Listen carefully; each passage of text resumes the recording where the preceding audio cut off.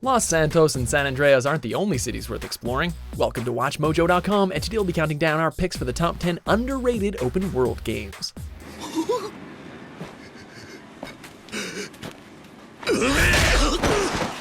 For more gaming videos, check out our new spin-off channel, Mojo Plays, for in-depth reviews, thoughtful video essays, detailed character origins, and insightful commentary. Mojo Plays, games smarter. For this list, we're looking at open world games that, either critically or financially, didn't get the respect they deserve. While the full package will be considered, the open world itself takes priority.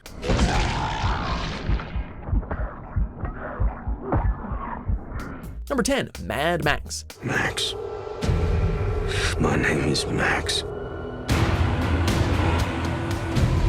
Mad Max Fury Road captured lightning in a bottle, so the standalone game released around the same time had some pretty big shoes to fill. Critics generally found Avalanche Studios' title to be nothing more than okay, but most praised the gorgeous open world for capturing the atmosphere of the films. Mad Max, the game, is littered with side quests and busy work, with the main plot focusing on Max building his magnum opus, which is his car. Vehicle combat is an absolute blast though, and Max shines when the player's allowed to roam the wasteland from behind the wheel. Shoot for the fuel tank! Number 9, Retro City Rampage.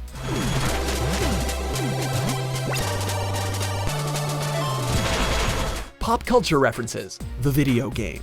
Set in the city of Theftropolis, Retro City Rampage is reminiscent of Grand Theft Auto's earlier top-down games, a love letter to the 1980s.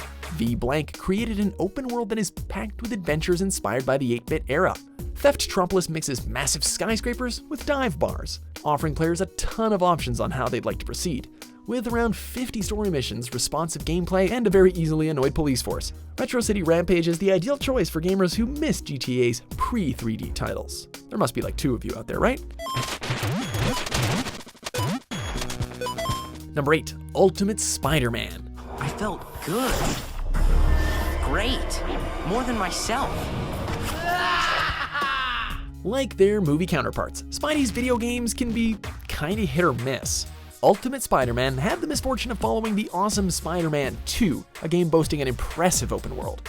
Straying away from Sam Raimi's films, Ultimate Spider-Man goes for a more comic book aesthetic, specifically the Ultimate Spider-Man comic books. Duh. Players can control both Spidey and Venom here, with the latter changing up the gameplay a lot. Web-slinging across Manhattan and Queens is smooth as hell though, as Peter races from one crime scene to the next to fight an array of classic villains.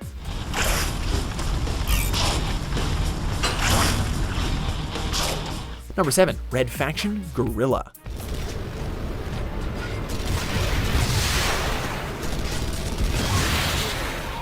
As the third entry in this franchise, Red Faction Guerrilla drops gamers into a war-ravaged Mars in the year 2125 and gives them the tools to knock some shit down.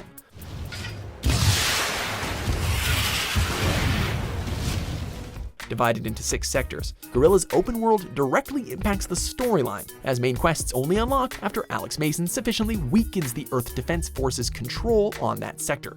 With a variety of main and side quests and the ability to destroy enemy structures and buildings with a big frickin' hammer, Red Faction Guerrilla prioritizes creative freedom, and by creative, we mean destructive. You break a lot of stuff in this game. Number 6, Driver San Francisco. Ma'am, Who are you? we're detectives. After the underwhelming second and disastrous third entry, Driver San Francisco arrived a little too late to save the Driver series as a whole. In a move that is equally silly and brilliant, the protagonist is in a coma for the majority of the storyline, which triggers an ability that allows gamers to jump from one car to the next with the click of a button. With over 100 licensed cars and no on-foot sections, San Francisco's sprawling environment cuts out any of the unnecessary fat and offers an open world defined by complete freedom, as long as you're staying on the roads. 40 out of 30 on the move to assist officers under fire from a goddamn news chopper. Number 5, Mafia II. As far as I'm concerned, I'm all for killing, if it's for a good reason. And eating this steak is definitely a good reason. A mafioso's life is hardly fun or endearing, a fact reflected in 2K Games' action-adventure title. Mafia II takes place in a fictionalized version of New York City, with era-appropriate cars and music, of course. Set in an extremely detailed and story-driven open world, Mafia II opts for immersion rather than freedom, with practically no side activities to distract from your journey. Empire Bay acts as a gorgeous but somber backdrop, with players needing to keep their nose out of trouble to avoid attracting unwanted attention. This, unfortunately, sometimes includes driving under the speed limit and stopping at traffic lights. You know, the thing you try in GTA for like 5 minutes. So what's the plan? First, we're gonna trash this place. And how are we gonna do that? With this. Number 4. Dying Light.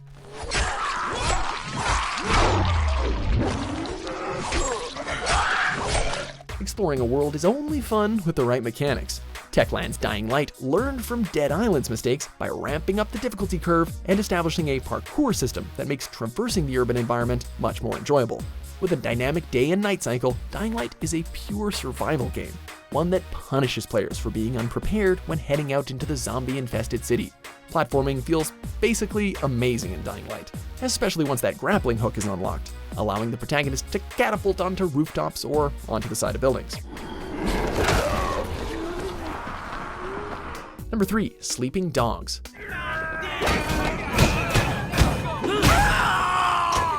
Irrelevant to its setting or gameplay, almost any modern open-world crime-focused game will always be compared to Rockstar's franchise. Sleeping Dogs took a big risk by moving away from Western culture to tell a story set in Hong Kong. Stepping into the shoes of Wei Shen, an undercover cop infiltrating the Triad, Sleeping Dogs is a bit more character-driven than GTA and doesn't really reward players for causing unnecessary mayhem, while the driving mechanics are only okay. Developer United Front added in neat little touches like hijacking a car in mid-action, and the focus on hand-to-hand combat is definitely a welcome change of pace too. Number 2. Yakuza Zero.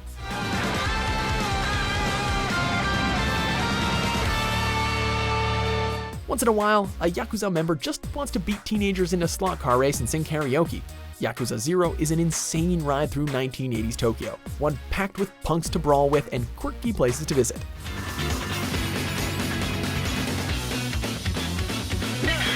Sega's storyline plays it relatively straight, but the explorable open world and ludicrous side quests break up the monotony very well.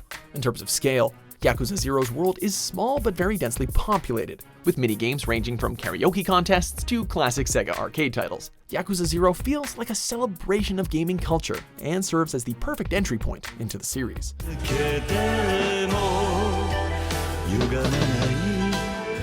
Before we unveil our top pick, here are a few honorable mentions.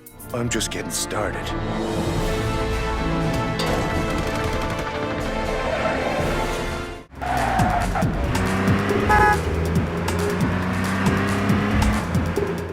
Here in Chimera, people are only interested in death bets. The crazy gambler controls all gaming in Chimera.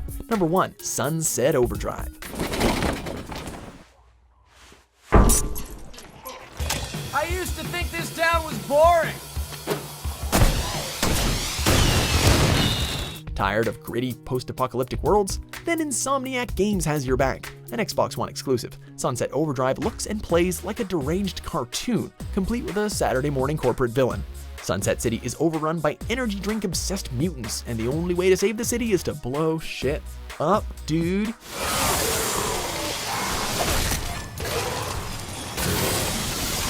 While shooting is fun and generally passable, Sunset Overdrive's platforming mechanics definitely steal the show, with the player gliding on rails to move over the colorful world. From the awesome aesthetic to the responsive and addictive gameplay, Sunset Overdrive should have been a system seller for Microsoft, but alas, it wasn't.